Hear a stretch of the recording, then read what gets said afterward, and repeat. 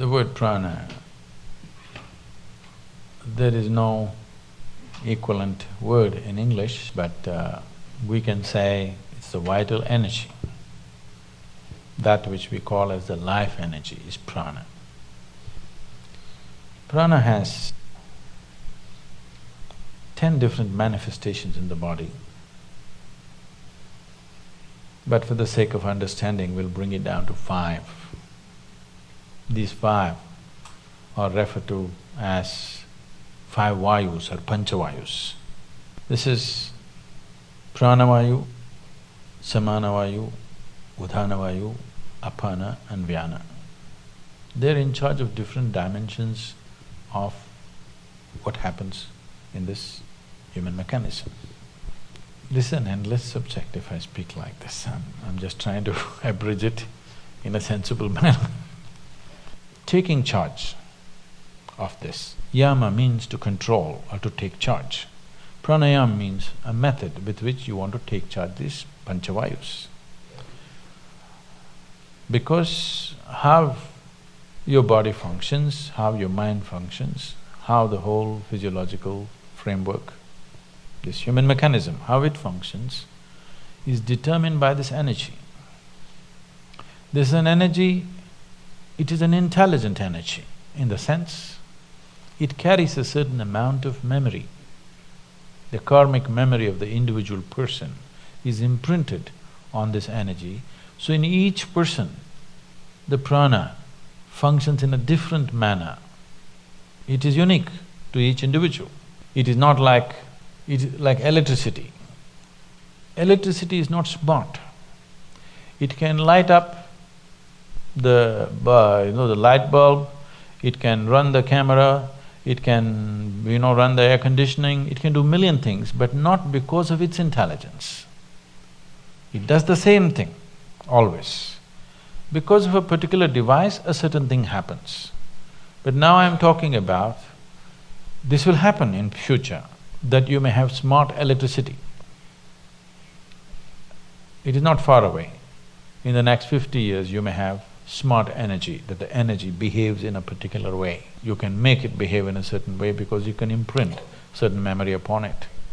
So this is an intelligent energy where a certain amount of imprint is there. Because of that, it functions in a specific manner in an individual person. That is going into an extremely refined form of pranayama where we particularly design something for an individual person because he's in a certain way. For that, to come to that level, it will need a general level of pranayama where it takes care of these 5 vayus. If one has a certain mastery over these 5 vayus, there is no such thing as physical ailment or particularly psychological ailment is out of question. If somebody takes charge of their prana, whatever may be the external atmosphere, whatever influences in terms of reverberations, waves, emotions, other kinds of pressures, doesn't matter what, psychological balance is 100% guaranteed for a person who takes charge of his prana, always. When I say balance, maybe most of you won't be medically considered imbalanced, but a whole lot of people are psychologically imbalanced. Suppose you have a hand. Suppose this hand simply pops up right now. It pokes into your eyes and it scratches you and beats you. If your hand starts doing this, there is a sickness, isn't it? At least your hand is sick. Let me not blame the whole person.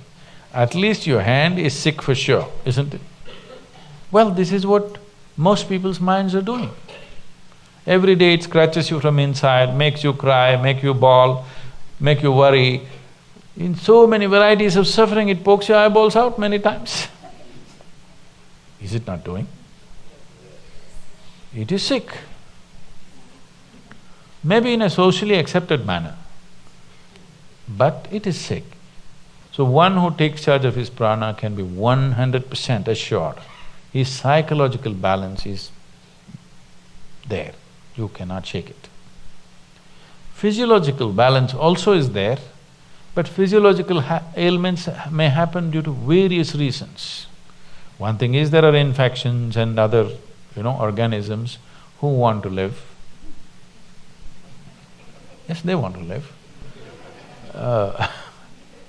Another thing is variety of chemicals and poisons and stuff we may swallow knowingly, unknowingly, and it can cause things. So physiological ailment is, I would say, 90% guaranteed that it won't happen.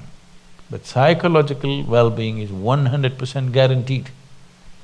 If you're psychologically in an extremely good place, 10% of physiological problems are not even a problem, It's not even a problem. Most of the time, what little things that may happen to the body, that's not the thing. What reaction that happens in your mind is the big thing, isn't it? Yes or no? Yes. So, pranayama means you want to take charge of the vital forces. As I said, they have an intelligence of their own, each one of them. Either during birth, after conception, how they enter the newborn and how they leave the dead. In this, it clearly displays it has an intelligence of its own. One may not notice this unless they become very conscious about these things. It's a world by itself, if you ask me. It takes a certain level of attention. The word attention may not go deep enough. I'm using the word attention because the other words are horribly corrupted. Awareness and this and that are badly corrupted. So I'm using the word attention, but the word attention is not suggesting what is needed. Just mental alertness is not enough. It has to become really attentive. If you make yourself like that, you know how these five are functioning.